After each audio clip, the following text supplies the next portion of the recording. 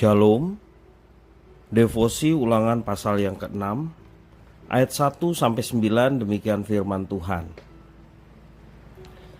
Inilah perintah, yakni ketetapan dan peraturan yang aku ajarkan kepadamu atas perintah Tuhan Allahmu, untuk dilakukan di negeri kemana kamu pergi untuk mendudukinya, supaya seumur hidupmu engkau dan anak cucumu takut akan Tuhan Allahmu, dan berpegang pada segala ketetapan dan perintahnya yang kusampaikan kepadamu, dan supaya lanjut umurmu.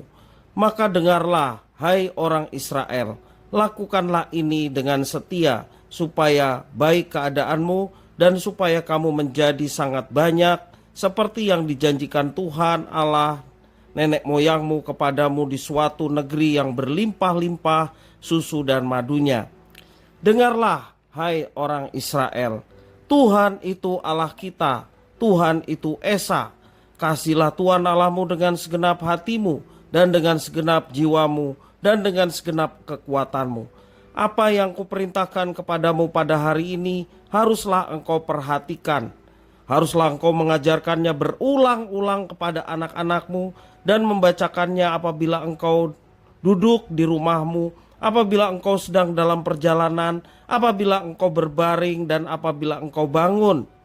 Haruslah juga engkau mengikatkannya sebagai tanda pada tanganmu, dan haruslah ia menjadi lambang di dahimu. Dan haruslah engkau menuliskannya pada tiang pintu rumahmu dan pada pintu gerbangmu. Demikian firman Tuhan. Setiap orang tua akan mewariskan hal terbaik yang dimilikinya kepada anak-anaknya. Perihal terbaik, ada banyak pengertian pada setiap orang tua. Ada yang menilai harta sebagai hal yang terbaik yang dapat diwariskan kepada anak-anaknya.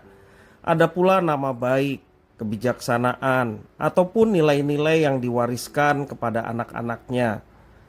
Lalu apakah hal terbaik yang dapat diwariskan oleh orang tua Kristen? Di dalam firman Tuhan pembacaan hari ini, pasal 6 khususnya ayat 1-9, dimulai dengan pernyataan tegas dari Musa tentang bagaimana seharusnya umat Tuhan hidup di tanah perjanjian.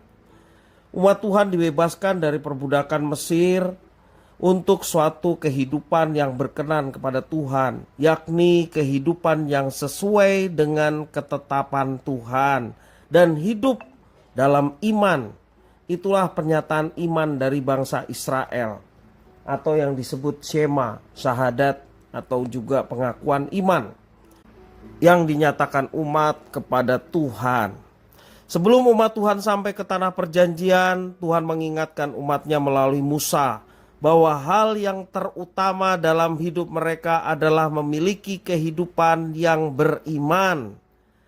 Iman kepada Tuhan Allah yang menyelamatkan mereka menjadi bagian hidup yang terpenting dan paling berharga yang kemudian diwariskan generasi ke generasi. Itulah warisan terbesar umat Tuhan kepada anak-anaknya, iman yang hidup. Hal yang terutama, terpenting, dan paling berharga bagi umat Tuhan di sepanjang masa adalah iman yang hidup kepada Allah di dalam Yesus yang menyelamatkan manusia dari dosa. Karena itu seharusnya setiap orang tua Kristen, kita semua mewariskan iman yang hidup kepada anak-anak kita. Karena itu ajaklah mereka untuk bertekun di dalam Tuhan, baik doa maupun juga pembacaan firman Tuhan, maupun juga setiap pertemuan-pertemuan yang diadakan di gereja sesuai dengan kesepakatan yang sudah dibuat. Apakah itu sekolah minggu ataupun juga ibadah dan persekutuan-persekutuan yang lain, yang tentunya itu menjadi pendorong kita untuk dapat mewariskan yang paling berharga dalam kehidupan kita sebagai orang Kristen, yakni iman yang hidup. Selain kita mengajak anak-anak kita dalam kegiatan-kegiatan rohani yang diselenggarakan, yang lebih penting dari semua itu adalah kita mengajarkan dan menunjukkan sikap hidup sehari-hari di dalam mengasihi Tuhan dengan segenap jiwa, segenap hati dan kekuatan. Mari kita mengasihi Tuhan dengan segenap hati, jiwa, dan kekuatan dalam setiap aktivitas kita, dan itulah yang menjadi teladan buat anak-anak kita. Penyataan kasih dalam kehidupan sehari-hari, sesungguhnya kita sedang mewarisi iman kepada anak-anak kita, sehingga mereka pun boleh memiliki iman yang menyelamatkan. Tidak ada iman yang menyelamatkan selain daripada iman kepada Kristus. Karena hanya kepada Kristuslah manusia boleh mendapatkan jalan keselamatan dan kehidupan. Karena itu satu-satunya jalan penting bagi kita untuk mewariskan iman itu kepada anak-anak kita. Jangan sampai mereka tersesat, jangan sampai mereka tidak memiliki jalan keselamatan yang sudah kita miliki, sehingga mereka pun boleh mendapatkan keselamatan melalui keteladanan iman dari orang tua yang hidup takut akan Tuhan dan mau mewariskan iman itu kepada anak-anaknya.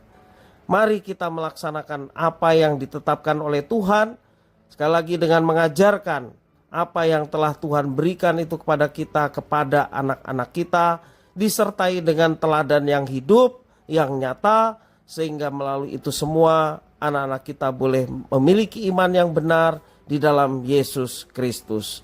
Tuhan Yesus memberkati.